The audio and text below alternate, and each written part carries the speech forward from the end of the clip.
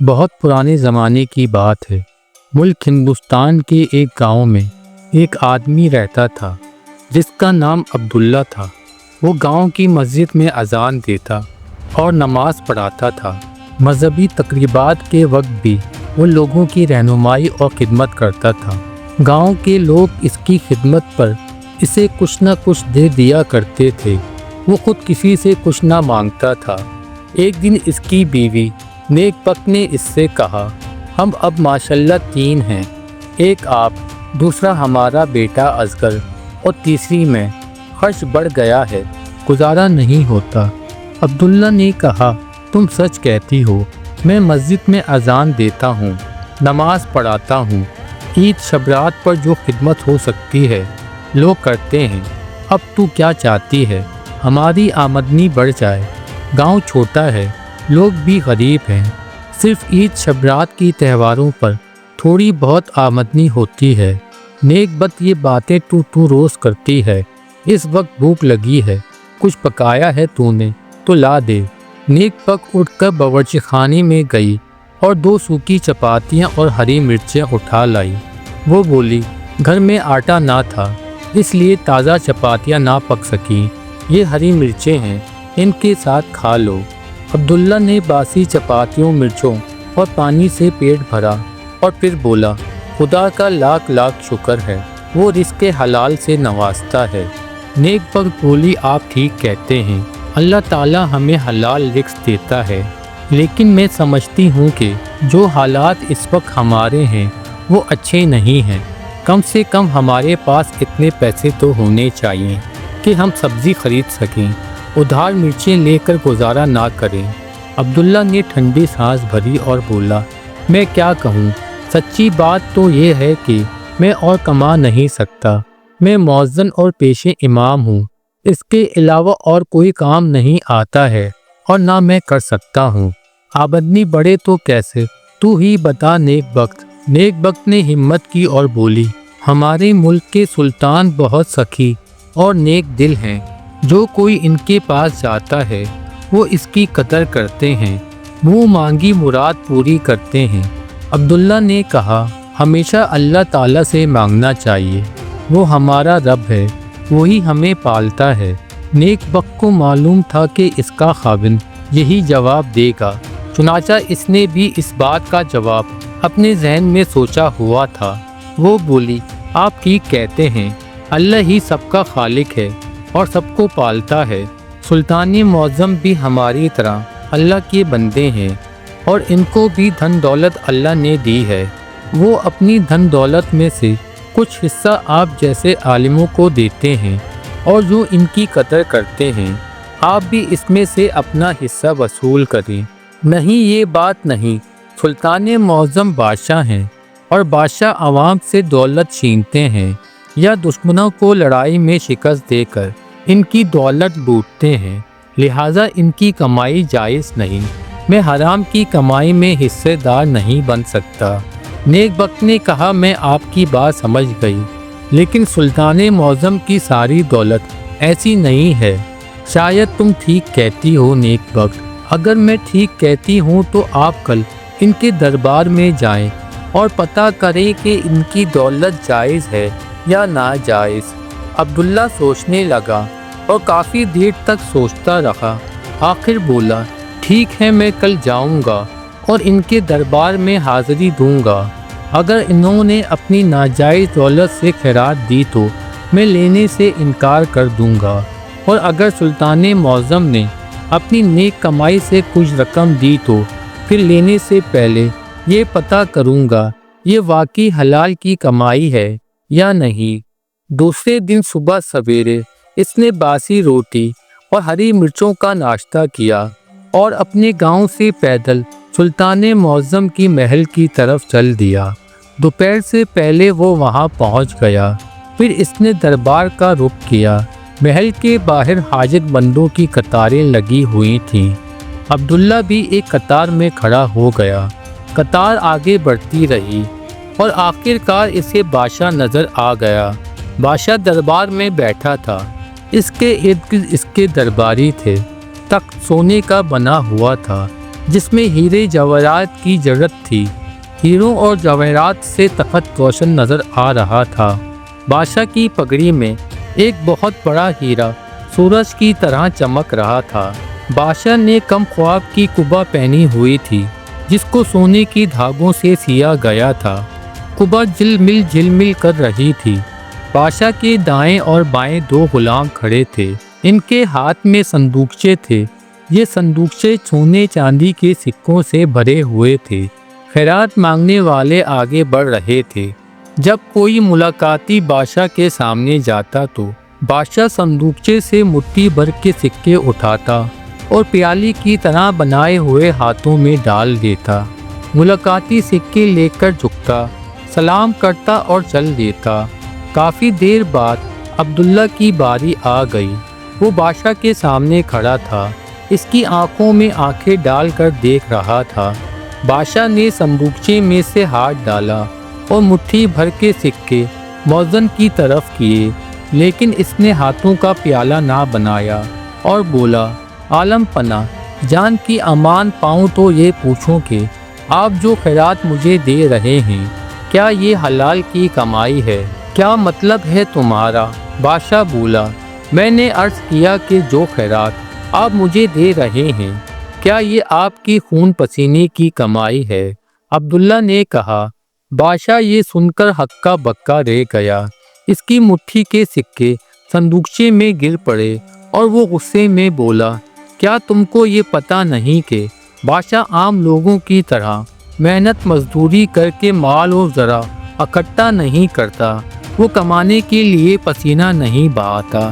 اس کی آمدنی کے اور بھی بہت سے طریقے ہوتے ہیں۔ اگر ایسی بات ہے تو میں آپ سے خیرات نہیں لوں گا۔ میں ایسی دولت میں حصے دار نہیں بن سکتا جو پسینہ بہا کر یعنی محنت کر کے حاصل نہ کی گئی ہو۔ میرے عقیدے کے مطابق وہ ناجائز دولت ہے۔ بادشاہ یہ سن کر خاموش ہو گیا۔ وہ جب تخت پر بیٹھا تھا تو اس نے اپنے آپ سے وعدہ کیا تھا کہ وہ کسی کو خالی ہاتھ نہ جانے دے گا۔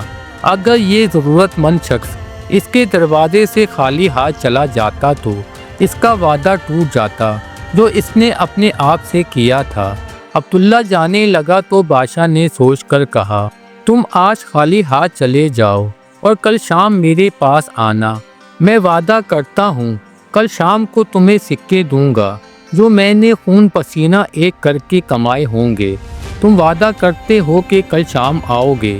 ہاں میں وعدہ کرتا ہوں کل شام آپ کی نیک کمائی سے حصہ لینے ضرور آؤں گا۔ عبداللہ نے یہ کہا اور واپس اپنے گاؤں کی طرف چل دیا۔ بادشاہ نے دوسرے لوگوں میں خیرات تقسیم کی اور پھر اپنی خوابگاہ میں چلا گیا۔ ملکہ نے اسے فکر مند دیکھا تو پوچھا، حضور پریشان نظر آتے ہیں آج؟ ہاں ملکہ عالیہ، میں آج پریشان ہوں۔ بادشاہ بولا، آج دربار میں ایک شخص خیرات لینے آیا اور بولا کہ وہ میری اس کمائی سے خیرات لے گا جو میں نے خود محنت کر کے حاصل کی ہو۔ ظاہر ہے میرے پاس ایسی کمائی نہیں ہے جو میں نے محنت مزدوری کر کے حاصل کی ہو۔ ملکہ نے کہا، عالم پناہ آپ نے اسے کیا کہا؟ کیا وہ خیرات لیے بغیر لوٹ گیا؟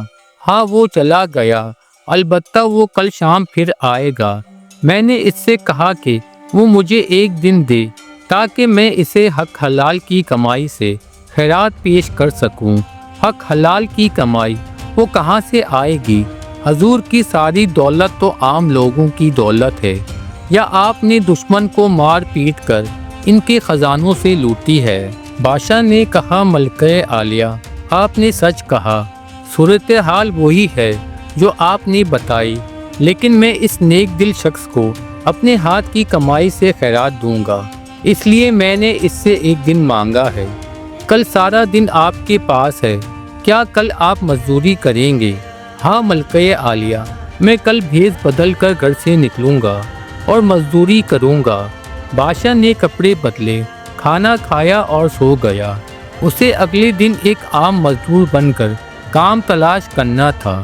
اگلے دن گلی کوچوں میں کام کی تلاش میں بادشاہ گھومنے لگا۔ کوئی شخص بھی اسے نہ پہچان سکا کہ وہ ایک بادشاہ ہے، سلطان معظم ہے۔ اس نے ایک دو گھروں میں کام کی درخواست کی، لیکن کسی نے اس کی درخواست پر توجہ نہ دی۔ کوئی اسے منڈی سے سودا سلف لا کر دینے کے لیے بھی تیار نہ تھا۔ وہ ایک لکڑہارے کے پاس گیا، لیکن اسے بھی اس کی ضرورت نہ تھی۔ وہ ایک کھیت میں گیا اور کسان سے کہا کہ وہ محنت کر کے 4 پیسے کمانا چاہتا ہے، لیکن کسان نہ مانا۔ گاؤں میں ایک شخص مکان بنوا رہا تھا اور راج مزدور کام کر رہے تھے۔ بادشاہ مالک مکان سے ملا تو مالک مکان نے اسے چشمے سے پانی لانے کے لیے کہا تاکہ مٹی گھارے سے دیواروں کو چنا جا سکے۔ پانی لانے کے لیے مالک مکان نے اسے کچا گھڑا دیا اور بادشاہ چشمے سے گھڑا بھر بھر کے لانے لگا۔ یہ کام بادشاہ کے لیے بہت مشکل تھا، کیونکہ اس نے کبھی بھی پانی کا بھرا ہوا کچا گھڑا سر پر رکھ کر پتیلی پگ ڈنڈی پر سفر نہ کیا تھا۔ وہ 2 گھڑے بھر کر لایا اور تھک گیا۔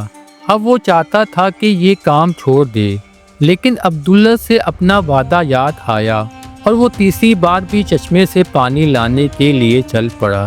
چوتھی بار وہ پانی لا رہا تھا تو تھکاوٹ کی وجہ سے اس کا پیر ڈگمگایا اور گھڑا اس کے سر سے لڑکا اور نیچے گر کر ٹوٹ گیا۔ مالک مکان کو سخت غصہ آیا، اس کا نقصان ہوا تھا۔ اس نے بادشاہ کو خون خوار نظروں سے دیکھا اور بولا، نکمے آدمی، یہ تم نے کیا کر دیا؟ کام بھی پورا نہ کیا اور گھڑا بھی تباہ کر دیا۔ جاؤ بھاگو یہاں سے، لیکن یہ لو اپنی مزدوری۔ مالک مکان نے اس کی طرف 2 پیسے پھینکے جو اس نے اٹھا لیے۔ وہ مزدور بادشاہ 3 گھڑے پانی لایا تھا۔ اس طرح اب تک اس نے 3 پیسے کمائے تھے، یعنی فی گھڑا 1 پیسہ۔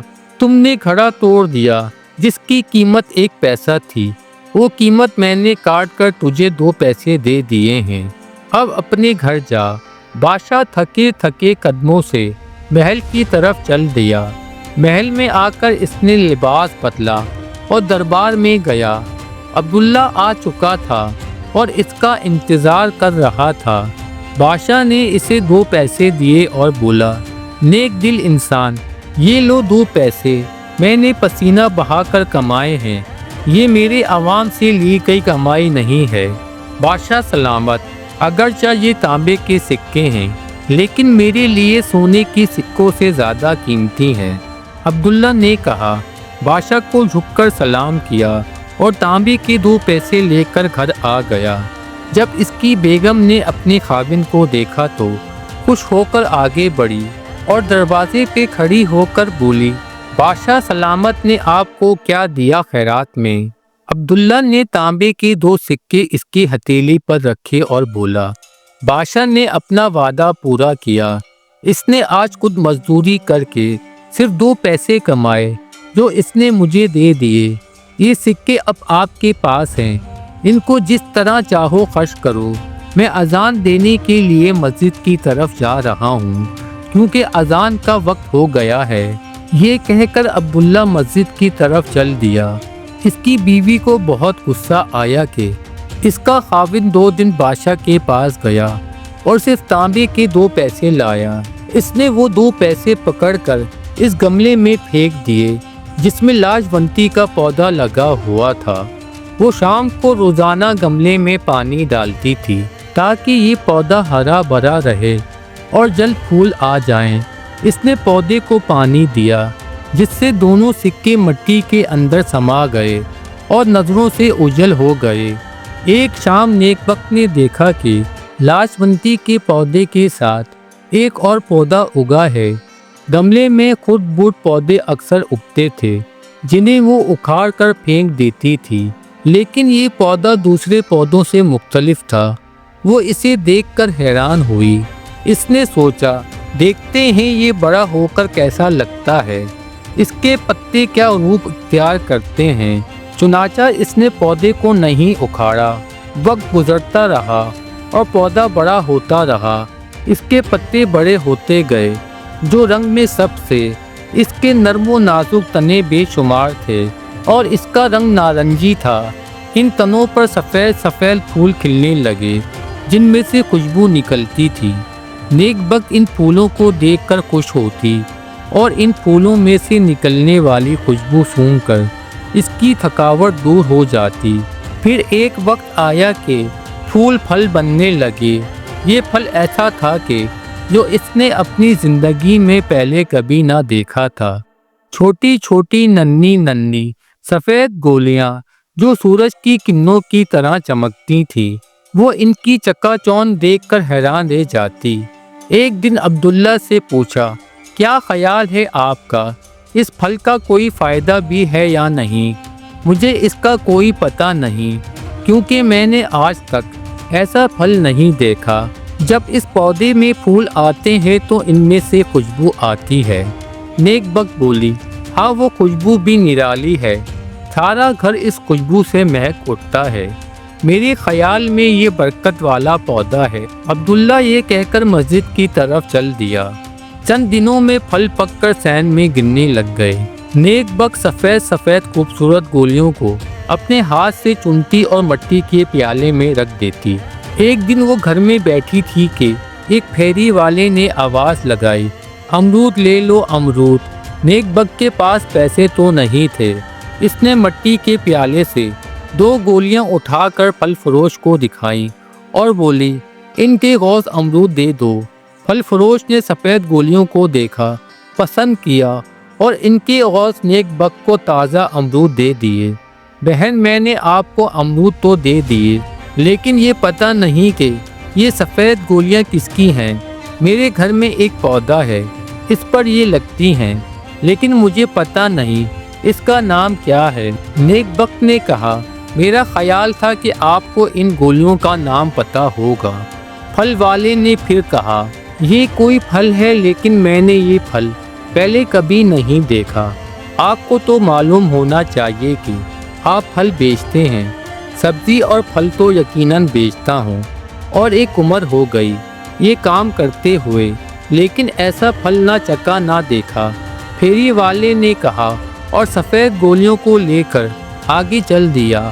وہاں ایک بڑے دکاندار سے گولیوں کے بارے میں پوچھا۔ بڑے دکاندار نے سفید گولیوں کو دیکھ کر حیرت سے کہا، کہاں سے ملا یہ پھل تجھے؟ پھیری والے نے کہا، میں قریبی گاؤں گیا تھا، وہاں محسن عبداللہ کی بیوی نے یہ سفید گولیاں دی اور میں نے ان کے عوض اسے امرود دیے۔ ٹھیک ہے، اگر تم کچھ سودا لینا چاہو تو میں ان گولیوں کے عوض دینے کو تیار ہوں۔ دکاندار نے کہا، مجھے ان کے عوض دال چاول دے دو۔ پھیری والے نے سفید گولیاں دکاندار کو دیتے ہوئے کہا۔ دکاندار گولیاں لے کر بہت خوش ہوا، لیکن اس نے اپنی خوشی ظاہر نہ ہونے دی اور پھیری والے کو دال چاول دے کر فارغ کر دیا۔ اب نیک بخت پھیری والے کو روزانہ سفید گولیاں دیتی اور ان کے عوض پھل یا سبزی لے لیتی۔ پھیری والا یہ گولیاں بڑے دکاندار کو دے دیتا اور اس سے سودا صرف خرید لیتا یا کبھی کبھار پیسے لے لیتا۔ ایک دن بڑے دکاندار نے ایک نکارچی کو دیکھا جو اعلان کر رہا تھا، مہربان قدردان صاحبان، سنیے غور سے سنیے، بادشاہ سلامت سلطان معظم کی بیٹی شہزادی نور العین کی شادی طے پا گئی ہے اور اسی جوڑا تیار کیا جائے گا جس میں سچے موتی ٹانکے جائیں گے۔ اگر کسی کے پاس یہ موتی ہوں تو وہ لے کر بادشاہ سلامت کی خدمت میں پیش ہو۔ بادشاہ سلامت اس کو خرید کر مالا مال کر دیں گے۔ اعلان ختم ہوا۔ یہ کہہ کر نکارچی چل دیا۔ یہ اعلان سن کر بڑا دکاندار بھاگا بھاگا گھر گیا، سفید گولیوں کو ریشم کی تھیلی میں ڈالا اور لا کر بادشاہ کی خدمت میں پیش کر دیا۔ جب بادشاہ نے موتیوں کو دیکھا تو اس کی آنکھوں میں چمک آ گئی۔ وہ بولا، یہ موتی لاسانی ہیں، تم نے کہاں سے لیے؟ دکاندار نے بتایا، اس نے ایک پھیری والے سے لیے ہیں۔